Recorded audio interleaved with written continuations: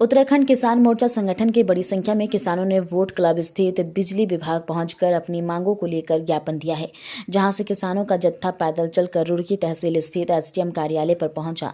इकबालपुर मिल पर किसानों का बकाया निवास प्रमाण पत्र जैसे मांगों को लेकर रुड़की ज्वाइंट मजिस्ट्रेट को भी ज्ञापन सौंपा गया। उत्तराखंड किसान मोर्चा संगठन के राष्ट्रीय अध्यक्ष गुलशन रोड ने कहा कि इकबालपुर मिल पर किसानों के बकाया भुगतान कराया जाए और स्थायी प्रमाण पत्र की जगह मूल निवास प्रमाण पत्र बनाया जाए। बिजली विभाग के अधिकारियों से भी मांग की गई कि यूपी के तर्ज पर ट्यूबवेल की बिजली फ्री की जाए।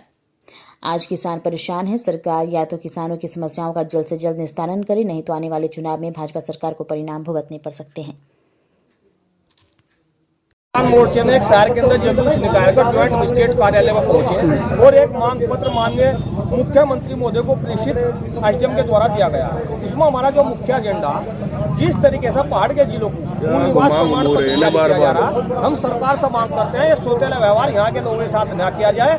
हरिद्वार और उधमसिंह के लोगों के लिए भी मूल निवास प्रमाण पत्र ही जारी किया जाए। इसके अलावा हम सरकार से मांग करते हैं इकबालपुर शुगर मिल का बकाया भुगतान अभी तक चलाया रहा, फैक्ट्री बंद होगी, चुनाव सिर पर सरकार इसका संज्ञान ले और इकबालपुर का भुगतान करावा, नहीं तो किसान उग्र आंदोलन को बाध्य होगा। परिसीमन को लेकर भी आपने बात बोली है, परिसीमन को लेकर क्या? परिसीमन को लेकर हम ये कहना चाह रहे हैं, जिस तरीके से हमारे जो कुछ नेताओं के बयान आ रहे कि परिसीमन जनसंख्या के आधार पर न होकर क्षेत्र के आधार पर किया जाए, तो हम सरकार से ये पूछना चाहते हैं, हम जनप्रतिनिधियों से ये पूछना चाहते हैं, इस आधार पर तो हरिद्वार का लोकसभा का एमपी तो बनेगा 40 लाख पर और पिथौरागढ़ का बनेगा 1.5 लाख पर। इस बात का क्या औचित्य है? ऐसा क्यों हो रहा है? हरिद्वार वालों को स्थायी और ऊपर वालों को ये सरकार का सौतेला व्यवहार सरकार यहाँ के लोगों के साथ अपना रही। इसी को लेकर अब देहात के लोगों के अंदर एक जागृति आई और आज सड़कों पर उतर आए अपनी बात उठाने के लिए।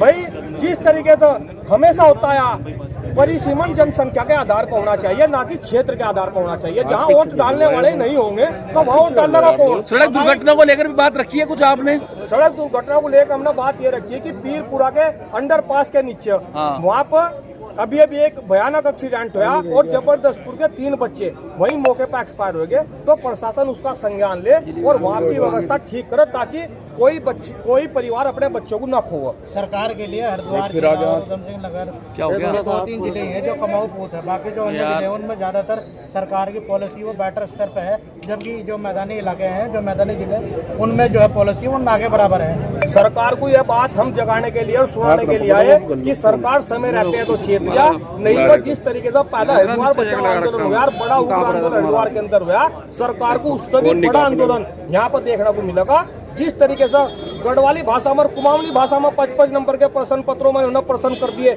और हमारे बच्चों को पढ़ाई नहीं गई है भाषा, तो ऐसे हालात में हमारे बच्चे कैसा उन प्रश्नों का उत्तर दे पाएंगे? तो हम सरकार से ये कह रहे, दोहरा मापदंड यहाँ की सरकार ना अपनावा। दूसरा, सरकार ने क्या कर दिया, जब उत्तराखंड बना था 14% का ओबीसी का रिजर्वेशन किया गया था, अब इन्होंने क्या कर दिया, पूरे जिले के जिले इन्होंने ओबीसी घोषित कर दिए। बहुगुणा जी के टाइम पर चमोली, उत्तरकाशी की कई तहसीलें ओबीसी घोषित कर दी।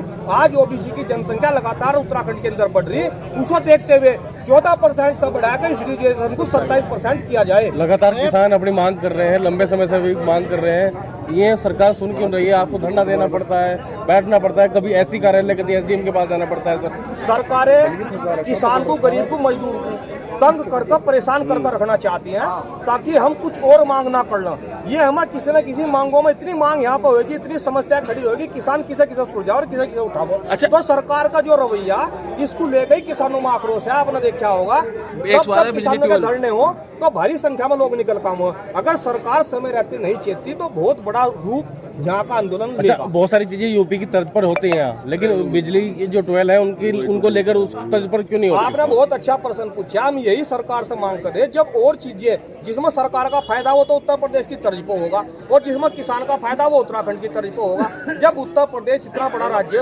उत्तराखंड बहुत छोटा राज्य है, और उत्तर प्रदेश के किसानों को 12 की बिजली फ्री दी जा सके, तो भाई उत्तराखंड के किसानों को 12 की बिजली क्यों नहीं फ्री दी जा सकती? यहाँ तो मात्र आधा जिला तो हरिद्वार और आधा उधमसिंह नगर, इनमें एक जिले में ट्वेल है, बाकी मतलब ट्वेल है ही नहीं। तो एक ट्वेल का भी यहाँ पे किसानों को बिजली फ्री दे सकती, तो यहाँ की सरकार की जो मानसिकता वो किसान विरोधी है।